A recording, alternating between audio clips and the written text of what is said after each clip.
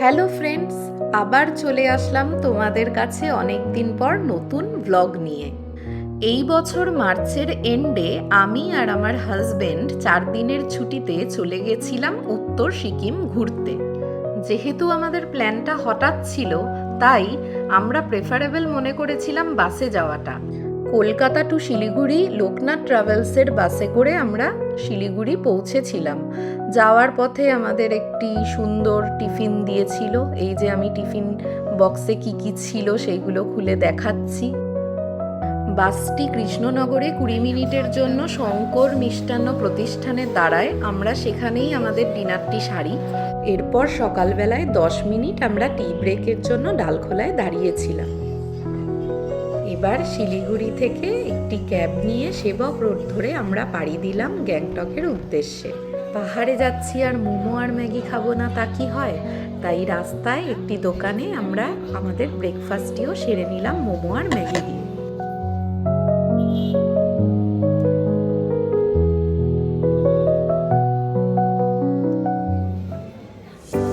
দুপুরে গ্যাংটকে পৌঁছে আমরা লাঞ্চ সেরে একটু রেস্ট নিয়ে রাতের বেলায় বেরিয়ে পড়লাম মেল রোডে।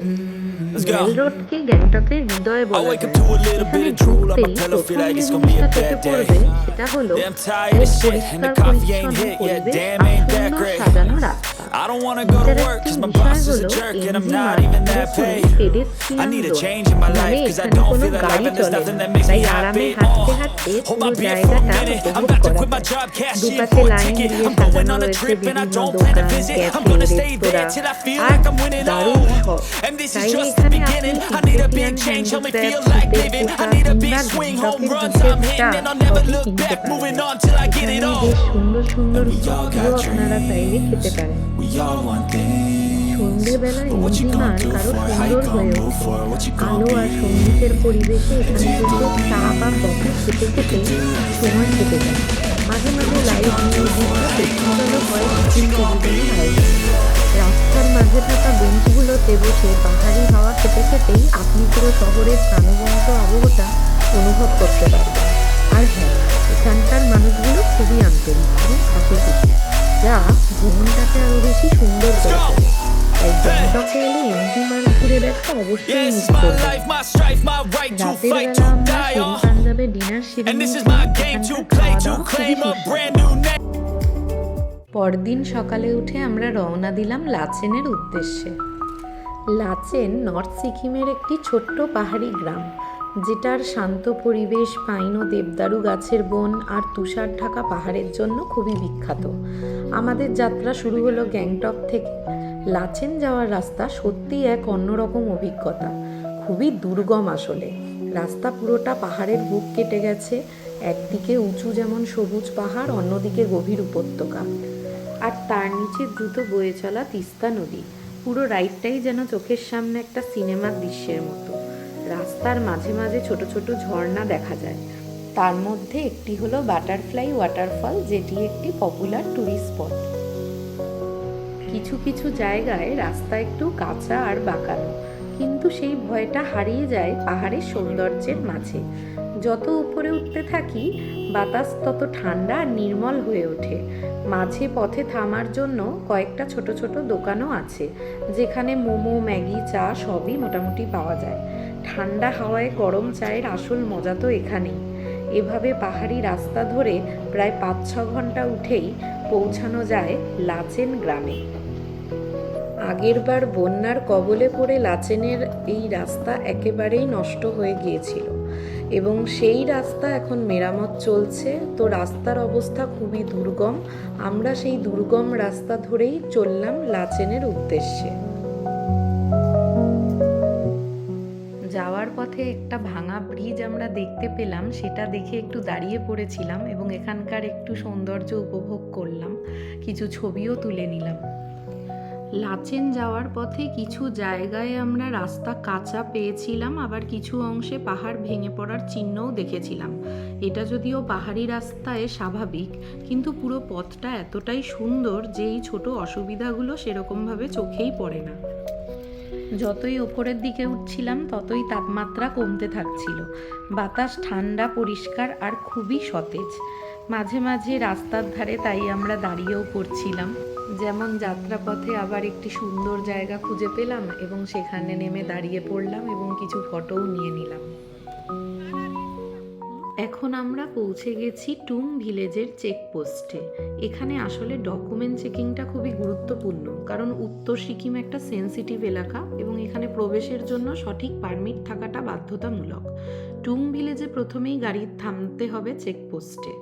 অফিসাররা খুবই ভদ্র, কিন্তু নিয়মকানুন নিয়ে খুবই স্ট্রিক্ট।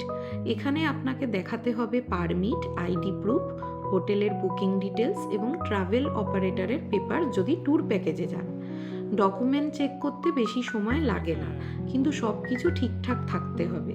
অফিসাররা আপনার নাম, ঠিকানা, পারমিট নাম্বার সব নোট করে রাখেন, তারপরেই গাড়িকে এগিয়ে নিয়ে যাওয়ার অনুমতি দেওয়া হয়। এখানে একটা বিষয় মাথায় রাখা জরুরি, ফটোগ্রাফি বা ভিডিও করার অনুমতি কিন্তু সব জায়গায় নেই, তাই চেকপোস্টের সামনে ক্যামেরা সাবধানে ব্যবহার করতে হয়। আমি বাইরে থেকে যতটুকু সম্ভব আপনাদের দেখিয়েছিলাম। টুং ভিলেজের পরিবেশও দারুণ। নর্থ সিকিমের অপূর্ব এক পাহাড়ি গ্রাম হলো এই লাচেন।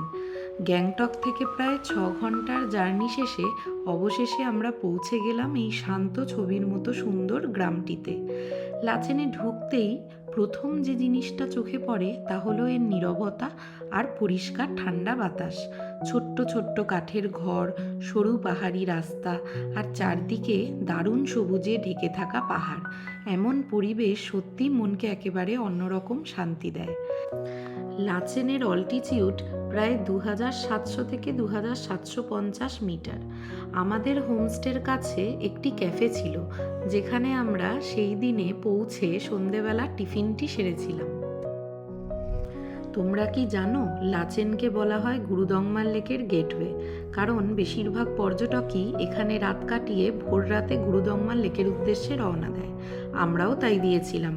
সকালে এখানে তাপমাত্রা খুবই কম থাকে, ঝকঝকে ঠান্ডা বাতাস আর হাড় কাঁপানো হাওয়া, কিন্তু সেই সঙ্গে থাকে অসাধারণ প্রাকৃতিক সৌন্দর্য। আমরা সিকিম গেছিলাম মার্চের এন্ডে।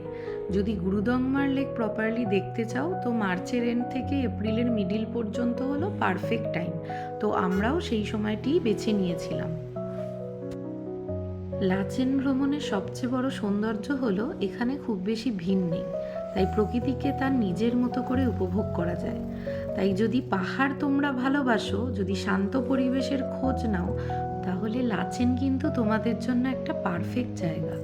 আগেই যেহেতু বললাম যে বন্যার কবলে পড়ে লাচেনের অবস্থা খুবই খারাপ হয়ে গেছিল, আমাদের সেই দুর্গম রাস্তার মধ্যে দিয়েই যেতে হয়েছিল।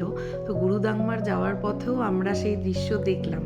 রাস্তায় মেরামতের কাজ চলছিল এবং তার জন্য আমরা 4-5 ঘন্টার মতো আটকেও গেছিলাম। গুরুদংমা যাওয়ার লাস্ট যে 14 কিলোমিটার রাস্তা, সেটা খুবই সুন্দর এবং চারিদিকে কোনো গাছপালার চিহ্ন পর্যন্ত নেই, তাই অক্সিজেনের অভাব তো একটু হলেও আছে।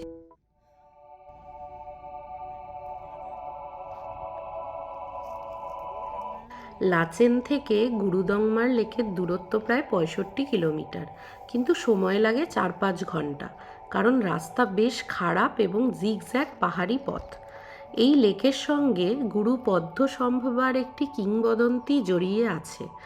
বলা হয় এই অঞ্চলের লোকেরা একসময় জলের অভাবে ভুগছিলেন। গুরু পদ্মসম্ভব এখানে এসে আশীর্বাদ করেন এবং লেকের একটি অংশকে বরফে জমে না যাওয়ার বর দেওয়া হয়। আজও লেকের সেই অংশে বরফ কম জমে। এটাই সেই গুরুদংমার লেক। বিশ্বাস করো, ক্যামেরায় যতই দেখানো হোক, বাস্তবে এর সৌন্দর্য অসাধারণ। এখানে দাঁড়ালে সত্যিই মনে হয় প্রকৃতির কাছে মানুষের অস্তিত্ব কত ছোট। চারিদিকে নীরবতা, বরফাচ্ছন্ন পাহাড়ে ঘেরা একটা বিশাল শান্ত লেক।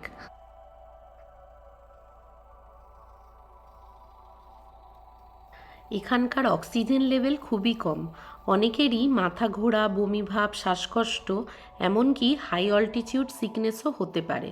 তাই 2-3 মিনিটের বেশি লেকের পাশে না দাঁড়ানো, দৌড়োদৌড়ি, জোরে নড়াচড়া না করা, গরম জামাকাপড় খুব ভালোভাবে পরা, বাচ্চা বা বয়স্কদের জন্য এই জায়গা নিরাপদ নয়। পর্যাপ্ত জল খাওয়া, এইগুলো একটু মেনে চললে গুরুদংমার লেক খুব ভালোভাবে ঘুরতে পারবে। এখানে ফটো তুলতে দারুণ লাগে। বরফের চূড়া, তিব্বতী প্রার্থনার পতাকা আর আকাশের প্রতিফলন মিলে ছবিগুলো যেন একদম পোস্টকার্ডের মতো। দুপুর হবার আগেই আমরা লাচেনের পথে ফিরে যাচ্ছিলাম। নামার সময় রাস্তায় ইয়াক দেখতে পেলাম, আর নীল আকাশে বরফ ঢাকা পাহাড় অসাধারণ দেখাচ্ছিল। গুরুদংমার লেক শুধু একটা ভ্রমণ নয়, এটা একটা আধ্যাত্মিক অনুভূতি। এমন নিসর্গ, এমন শান্তি, এমন প্রকৃতি জীবনে অন্তত একবার অবশ্যই দেখে আসা উচিত। সমুদ্রপৃষ্ঠ থেকে গুরুদংমার লেকের উচ্চতা প্রায় 17,800 ফুট। সিকিমের এই গুরুদংমার লেক একটি সংবেদনশীল সীমান্ত এলাকা, তাই এখানে ইনার লাইন পারমিট লাগে। শুধুমাত্র ভারতীয় নাগরিকরাই যেতে পারেন, বিদেশিদের কিন্তু এখানে যাওয়া নিষিদ্ধ। পারমিটের ব্যবস্থা সাধারণত ট্যুর অপারেটর বা গ্যাংটক হোটেলই করে দেয়। গুরুদংমার লেককে পৃথিবীর উচ্চতম লেকগুলির মধ্যে অন্যতম হিসেবে ধরা হয়। এই লেকটি ধর্মীয়, প্রাকৃতিক ও আধ্যাত্মিক মিলনের প্রতীক। সিকিমের সবথেকে ফটোজেনিক স্থান হলো এটি। এখানে রয়েছে এক অদ্ভুত শান্তি ও নীরবতা।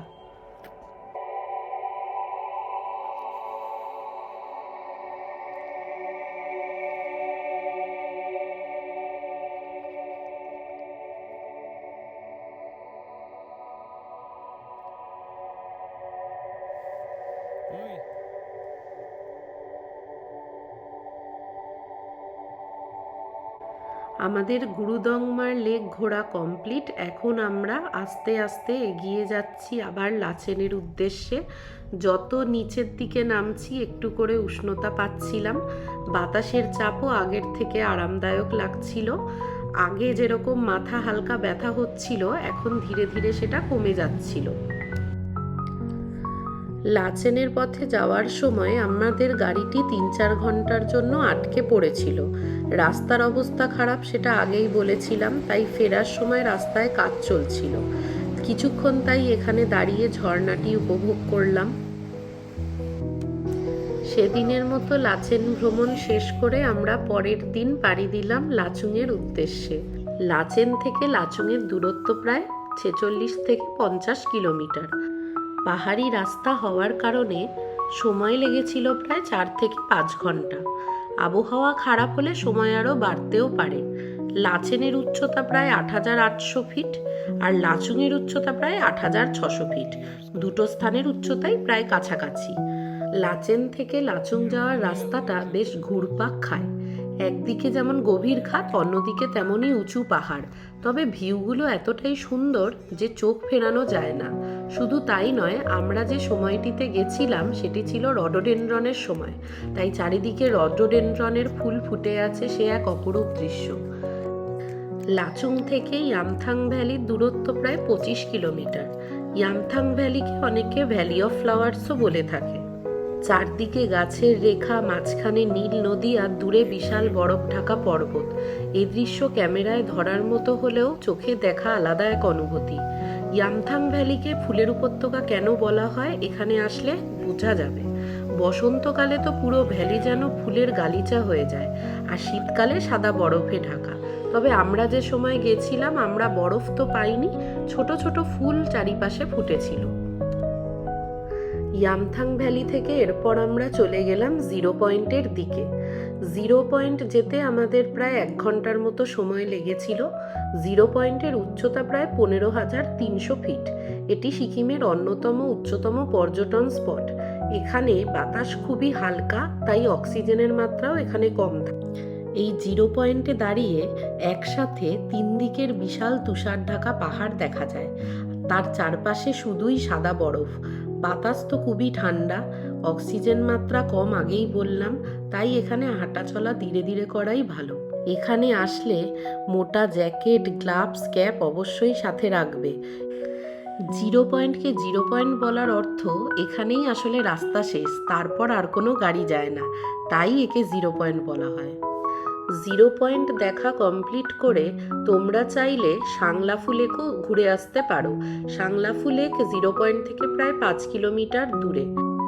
সাংলাপু লেক ট্যুরিস্ট স্পট হিসেবে নতুন খুলেছে। তোমরা চাইলে গাড়িওয়ালাকে 1,000-1,500 টাকা বেশি দিয়ে সেই জায়গাটিও দর্শন করে নিতে পারো। আমাদের উত্তর সিকিম মোটামুটি ভ্রমণ কমপ্লিট। এখন আমরা লাচুং থেকে ফিরছি গ্যাংটকের উদ্দেশ্যে। গ্যাংটকে ফেরার পরের দিনই আমরা শিলিগুড়ি থেকে বাস ধরে আবার কলকাতা ফিরে যাব। শিলিগুড়ি থেকে কলকাতা ফেরাটা আমরা করেছিলাম রায়পুর ক্রুজারে। দেখতেই পাচ্ছ বাসটা আমার খুবই পছন্দ হয়েছিল, এবং এই বাসটি আমি যদি লোকনাথ বাস সার্ভিসের সাথে তুলনা করি, এই বাসটি হলো বেটার বলছি কারণ তার কয়েকটা কারণ আছে। এই বাসটিতে আমাদের সামনে টিভি স্ক্রিন ছিল এবং এই বাসটি পাংচুয়াল। এই ছিল আমাদের 3 দিনের ছুটিতে উত্তর সিকিম দেখা। এরপর দেখা হবে তোমাদের সাথে নতুন আরেকটি কোনো ব্লগে, নতুন আরেকটি কোনো জায়গায়। ততদিনের জন্য টাটা, বাই বাই।